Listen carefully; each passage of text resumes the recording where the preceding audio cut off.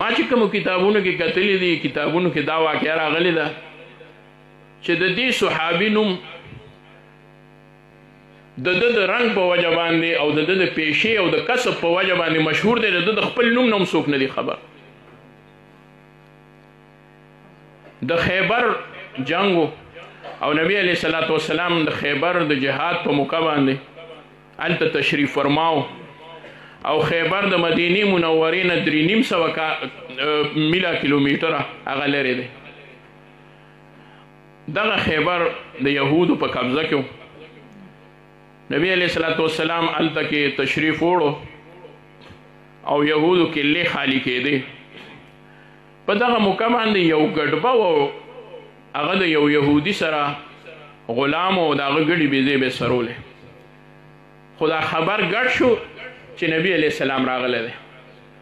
خو دې ګډبه تر دغه ساعته پورې معلومه ورته هم نه وه چې دا نبی علیہ السلام څوک دی او نبي وي او که څنګه د ګډې سرولې او د چا د خولې نه خبر شو چې دلته یو پوج راغلی دی او هغه یې هر څه د یهودو نه واغوستل دی ډېر حیران شو کله چې دی راغلو خپل ځای ته نو د چا نه یې تپوس وکړو چې زه به هغه انسان او هغه بادشاه سره څنګه میلاویږم نبي علیه السلام ورته یاد هغه یې ورته وویل راځه یو مسلمان پرې پېښ شو چې هغه نه یې تپوس وکړو هغه د نبي علیه السلام مبارک خیمې ته بوتو د سرمنې خیمه وه مورخینو راغوستي دي د هغه سړي نه تپوس وکړه مسلمان نه چې نبي علیه الصلاۃ والسلام ورته یاد کړ چې هغه به کوم ځای وي دې خیمه کې دی وی زه ورته کتی شم الله چې زه ورته وګورم وی ولې وی زما د ژوند ارمان دی بادشاه مې چېرته نه دی لیدلی چې زه بادشاه ووینم او ورته وویې خو بادشاه نه دی وی ولې نه دی دومره لوی پوج دی ورسره راغلي دي خلک د یهودو نه کیلې واغځي ته وایي بادشاه نه دی بس هغه مسلمان ورسره نورې خبرې ونه کړې وي زه ورشه د خیمې په سرو کې او په هغه وتونو کې کتل دغه وخت کې هیڅ څوک نشته نبی علیه الصلاۃ والسلام پیردار و ما هغه وخت سره تقسیم او ځای په ځای باندې وتو د آرام ټایم نبی علیہ السلام په سوري باندې پوه شو چې دلته څوک دی نو آواز یې وکړ چې څوک یې نو دی تښتېدو ته تیار شو چې راته ښکاري غصه شو راته نبی علیہ السلام مبارک ورپسې سر مبارک را بهر کړو وی تاسو کول الله اکبر د هغه نه هغه یاره ختم شوه خواته یې خو رانغی وی هغه بادشاه ته یې نبی علیہ السلام فرمایل نه انا عبدالله زه خو د الله بنده یم او د الله رسول یم دې ګډبه تپوس وکړه چې دا نبي څوک او دا رسول څوک نبی علیہ السلام ورته مبارک ورته تفصیل بیان کړو الله اکبر چې نبی دې ته وایي رسول دې ته وایي زه د الله خیرنی پیغمبر یم دغې ګډبه ترېنه تپوس وکړه وی دا ته چې څه وایې نو د دې څه مطلب دی ما پوه کړه وی که تا زما خبره ومنله محبوب ورته وفرمایل نو تاله به الله رب العزت د دنیا او د آخر خوشحالی درکړي ژوند به دې ښه کړي وی هغه به ما ته څنګه میلاویږي وی هغه چې ته دا کلمه ووایې وی دنیا کې به ما ته د هغې څه صله میلاویږي ورته وی الله به دې د ښکلی ژوند نصیب کړي او وی ته به راله څه راکې ته به ما ته څه وایې که څه به راله راکې که څه به محبوب دی ته دې ګډبه ته یو ډېره ناشنا خبره وکړه وی زه به دې ځان سره راجوخ کړم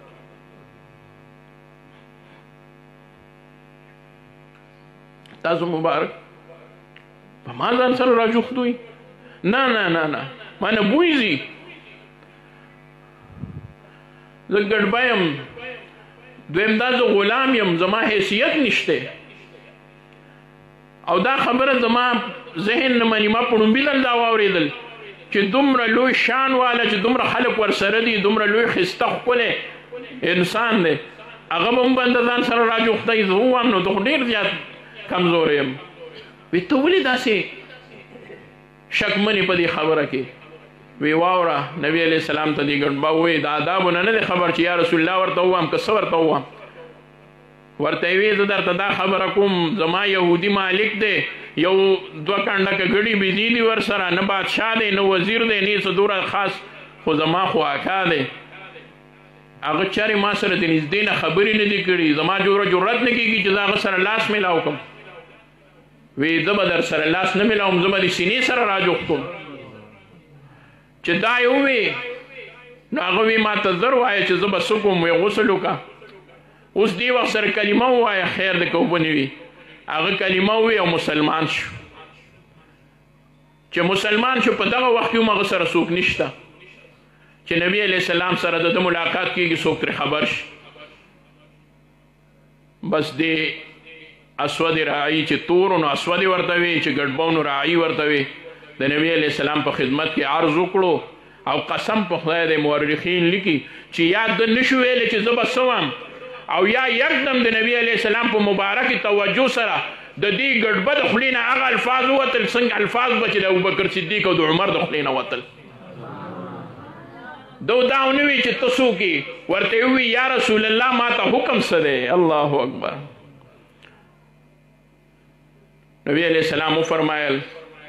د جهاد میدان دی جهاد کیږي ستا لپاره حکم هم د جهاد دی د موز وخت نه دی چې موز وکړي د حج موقع نه ده چې حج وکړي د زکات خبره نه ده چې زکات ورکړي په خپله غلام دی وی یا رسول الله دا ګړي مې راوستي دي د یهودي مال غنیمت دی دی و بس په مجاهدینو تقسیموم نه نبی اسلام فرمایل نه دا امانت کې خیانت راځي ورشه او دا خپلې ګړي دی هغه ته حواله کا او بیا ترې نه راځه او د ګړي حواله کړې او بیا راغې او میدان ته وروتو او د یو څو کافرانو د یهودو د قتل کولو نه وروستو دغه صحابي په خپله باندې د یو کافر د لاسو نه شهید شو وینه یې توی شوه په هغه ځای باندې پروت دی د مسلمانانو طرف ته پروت دی صحابه کرام ټول چار چاپیره ګرځي خپل خپل شهیدان را جمع کوي چې دې خواله راورسېدل د اسود راعي خواله نو یو بل ته وایي راشئ زموږ په منځ کې وجیبه انسان پروت دی وی څنګه صحابه د اعلی فراست خاوندانو وی په شکل باندې داسې معلومیږي چې ناشنا سړی د مجاهدینو کې نه دی موږ معلوم کسان یو خو د یهودو نه دی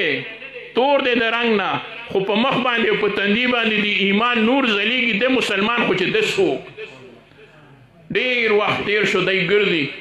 دا خبرې کوي نبی علیہ السلام خیمې خوا کې د شهید پروت محبوب رسول الله مبارک تشریف راوړو وی دا په څه خبره ستاسو یو بحث شروع دی یا رسول الله یو کس دی پروت دی نو که دی مسلمان وي او شهید زمونږ د قبیلې نه وي او زمونږ د ملګرو نه وي نو مونږ یې پېژنې ولې نه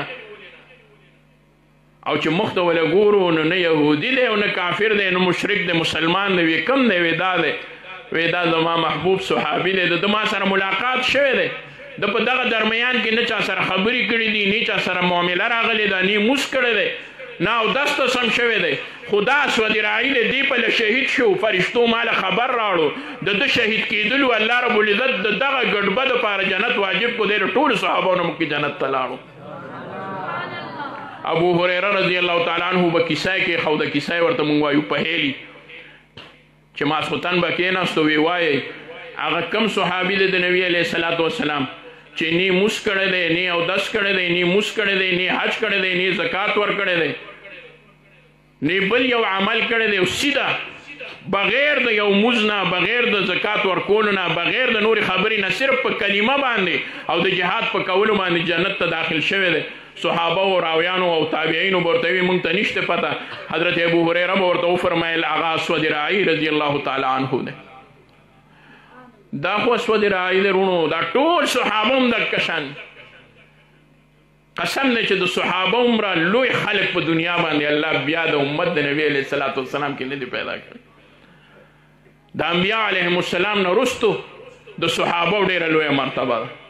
او دا صحیح عاشقان و هغوی خپل مال نه دی کتلی هغوی خپل جیداد ته نه دی کتلی هغوی خپل عزت ته نه دی کتلی هغوی د نبي علیه السلام نه قربان شوي دي الله دې موږ او تاسو کې صحابه والا اخلاق عشق او محبت او مینه را پیدا کړي واخر دعوانا ان الحمدلله